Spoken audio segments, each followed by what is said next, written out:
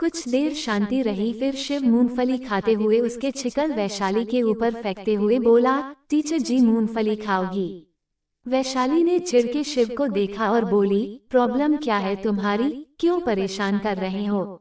शिव ने मुंह बना लिया और बोला, अरे झूठी टीचर, पाप लगेगा, मैंने बस खाने के लिए पूछा, ये हमारी संस्कृति है, कोई सामने बैठा हो तो अकेले नहीं खाते और तुम हो कि ऐसे गंदे गंदे इल्जाम लगा रही हो, महाकाल से डरो। वैशाली चीढ़ के बोली, देखो मैं आखिरी बार बोल रही हूँ, मुझे परेशान मत करो प्लीज। शिव भी वैशाली के जैसे नकल उतारते हुए बोला, यार तुम क्यों परेशान आत्मा बनी घूम रही हो? वैशाली शिव को घूरने लगी तो शिव बोला, ऐसे मत देखो, तुम्हारी शक्ल बता रही है, भटकती परेशान आत्मा हो तुम, बोलो क्या दिक्कत है तुम्हें, ये शिव चुटकी बजाते ठीक कर देगा। वैशाली झल्ला के बोली, तुम दिक्कत हो और मेहरबानी करके अपना तोते जैसा मुंह बंद रखो प्लीज। शिव ने बेचारों सा मुंह बना लिया और बोला, वैसे मेरे घर में मेरी माँ और मेरे बड़े भैया है और तुम्हारे। वैशाली कुछ नहीं बोली तो शिव फिर शरारती मुस्कान के साथ बोला, तुमने मुझे तो भाई बना लिया, लेकिन एक बार तुम मेरे बड़े भाई के बारे में सोच सकती हो, मुझे देख के तो तुम अंदाजा लगा ही सकती हो वो कितने हैंडसम होंगे। वैशाली गुस्से में शिव को देखने लगी। शिव फिर अपनी बतीशी दिखाते हुए बोला, तुम मुझे शादीशुदा तो लग नहीं रही, तो ऐसे गुस्सा क्यों कर रही हो?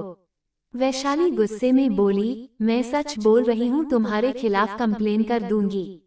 शिव बच्चों सा मुंह बना के बोला, यार तुम्हारे जैसी टीचर भाभी मिल जाएगी तो मैं तो जेल भी चला जाऊंगा। तुम्हारा गुस्सा और टीचर गिरी देख के मुझे तुम्हारे अंदर अपने भाई का रूप दिख रहा है, तुम दोनों सेम हो, सोचो दो सेम लोग शादी कर ले तो क्या गजब शादी चलेगी। वैशाली गुस्से में अपने पैर नीचे करके अपनी चप्पल पहनने लगी तो शिव आगे बोला, तुम्हारी ही एज के है, तुमने भी आज तक शादी नहीं की और उन्होंने भी, लगता है तुम दोनों एक दूसरे के लिए बने हो।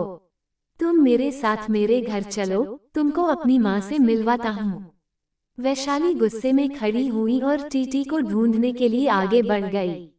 शिव को लगा शायद वैशाली बाथरूम गई है, इसलिए वो पीछे नहीं गया।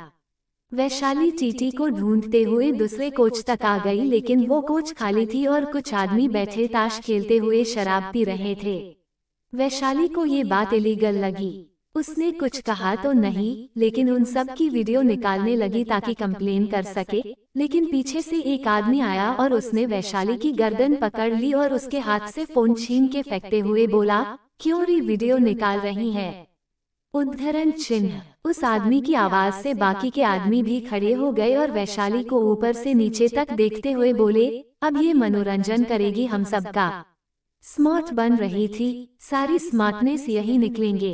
वैशाली डर गई और चिल्लाते हुए बोली, छोड़ दो मुझे, प्लीज जाने दो, सॉरी मैं किसी से कुछ नहीं कहूंगी।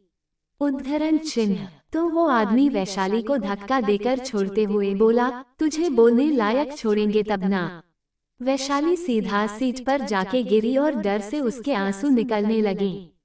वो आदमी वैशाली की तरफ बढ़ने लगा कि तभी शिव वहां पर फोन पर बात करते हुए उन लोगों को साइड करते हुए आगे आया।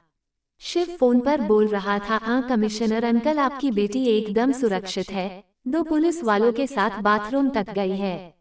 बोलते हुए शिव ने वैशाली को देखा तो हैरानी से फोन पर हाथ रख के धीरे से बोला, अरे मैम आप यहाँ क्यों बैठी है और आपके अंगरक्षक कहाँ गए? अभी मैं आपके पापा, ओ सॉरी कमिश्नर सर से ही बात कर रहा था। उद्धरण चिन्ह। वैशाली नासमझी से खड़ी हो गई।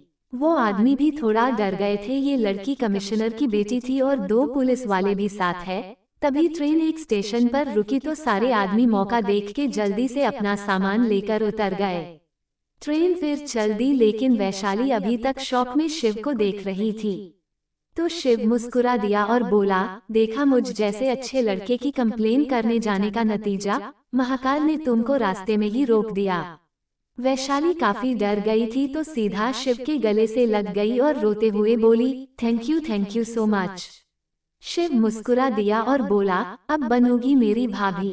वैशाली शिव से दूर हुई और अपने आंसू पोंछते हुए अपना सिर नामे हिला दिया और नीचे से अपना टूटा हुआ फोन लेकर अपनी सीट की तरफ चली गई।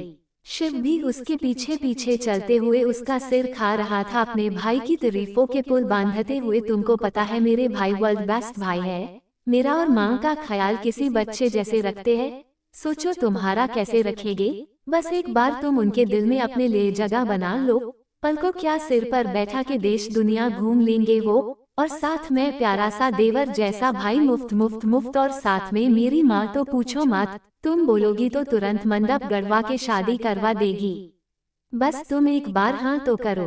उद्धरण चिन्ह। वैशाली अपनी सीट पर आके बैठ गई और इस बार आराम से बोली, प्लीज अभी चुप हो जाओ, मुझे तुम्हारे भाई का ग्रंथ नहीं सुनना। शिव खुश होते हुए बोला, तो मैं रिश्ता पक्का समझूं। वैशाली ने गहरी सांस ली और बोली, देखो तुम बहुत अच्छे हो, पर ना मैं शादी में इंटरेस्टेड हूँ ना ही तुम्हारे भाई में, और मुझे ये समझ नहीं आ रहा तुम ऐसे ही किसी लड़की से अपने भाई की शादी की बात कैसे कर सकते हो। शिव थोड़ा उदास हो गया और बोला, क्योंकि अभी हम सब थक चुके हैं भाई के लिए लड़कियां देख देख के, भाई को कोई लड़की समझ आती ही नहीं है। वैशाली, अच्छा तो तुमको लगता है तुम्हारे जिस भाई को कोई लड़की समझ नहीं आती वो मुझे समझेगा। शिव, हाँ, क्योंकि तुमसे बात करने के बाद मुझे ऐसा लगा कि तुम बिल्कुल मेरे भाई जैसी हो, बाहर से सख्त और अंदर से नर्म। वैशाली उदास मन से बोली, मैं कुछ नहीं हूँ और तुम बेकार में मुझसे कोई उम्मीद ना पालो। अपने भाई के लिए कोई दूसरी ढूंढ लो। शिव ने मुंह टेढ़ा कर लिया और अपने फोन में अपने भाई की फोटो निकाल के वैशाली को दिखाते हुए बोला, एक बार देख तो लो, क्या पता देख के ही दिल हार जाओ। वैशाली ने एक नजर भी फोटो को नहीं देखा और अपनी बुक ओपन करते हुए बोली, मुझे लड़कों में इंटरेस्ट ही नहीं है। शिव की आंखें बड़ी हो गई और वो बोला, मतलब तुम। लेकिन शिव आगे बोलते हुए चुप हो गया। वैशाली समझ चुकी थी शिव क्या बोलना चाहता और क्या समझ रहा है, इसलिए वो भी बोल दी, हाँ मुझे लड़कियां पसंद है। वैशाली ऐसा बोल के शिव का भाई और शादी ग्रंथ बंद करना चाहती थी, वरना तो सच्चा प्यार तो उसने भी किसी से किया था, शादी बच्चे सबके सपने देखे थे, लेकिन उसकी कुंडली ने उसकी सारी खुशियां डास ली। वो कभी हिम्मत ही नहीं जुटा पाई कि अपने प्यार का इजहार करे। उसके सामने पहले ही अपनी कुंडली और घोर मांगलिक होने का सच आ गया था, और सच जानने के बाद जब उसके घर वाले इतना परेशान हो गए और उसको दोष देने लगे तो कोई दूसरा इंसान क्या ही उसका साथ देता।